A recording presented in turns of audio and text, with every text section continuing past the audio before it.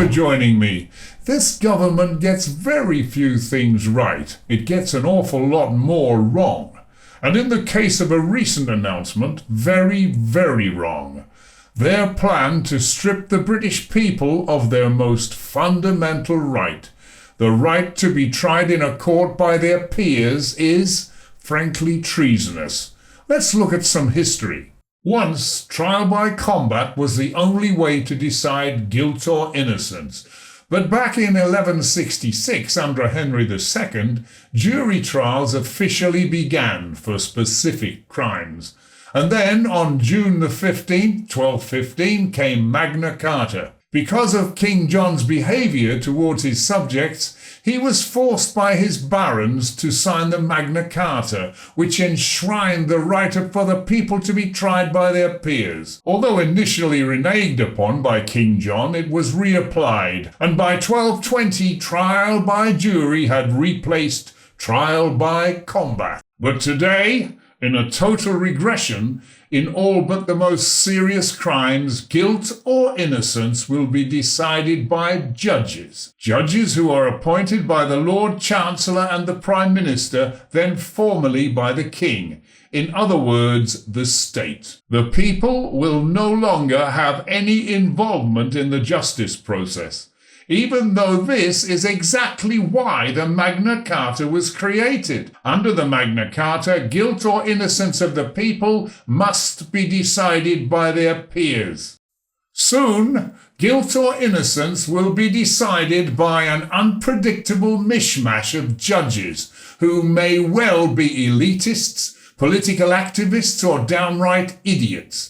Most judges are reasonable people, but enough judges are stupid enough and numerous enough to be a menace to this country if let loose on the people. Take the judge who stopped the deportation of a criminal because he only liked British chicken nuggets, or the halting of the deportation of 150 criminals to Jamaica.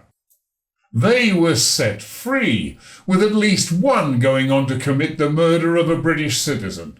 And the case of the drug dealer who was allowed to stay in this country on the condition that he limited his drug use to only smoking cannabis. Would you expect any kind of rational justice from the judges in these cases?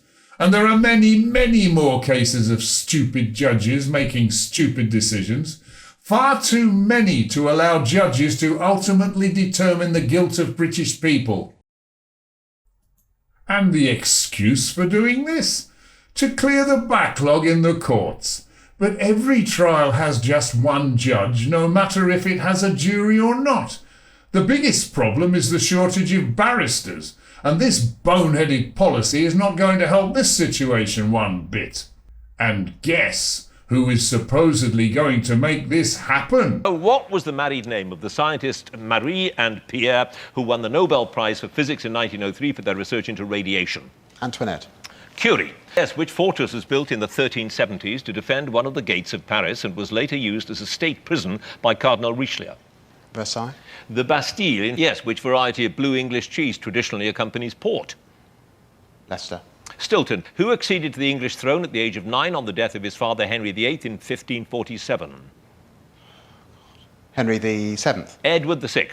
Then again, who else would you send in to do something as fundamentally daft and disgusting? Soon it will be arrested by the state, charged by the state, prosecuted by the state, found guilty by the state, and sentenced by the state.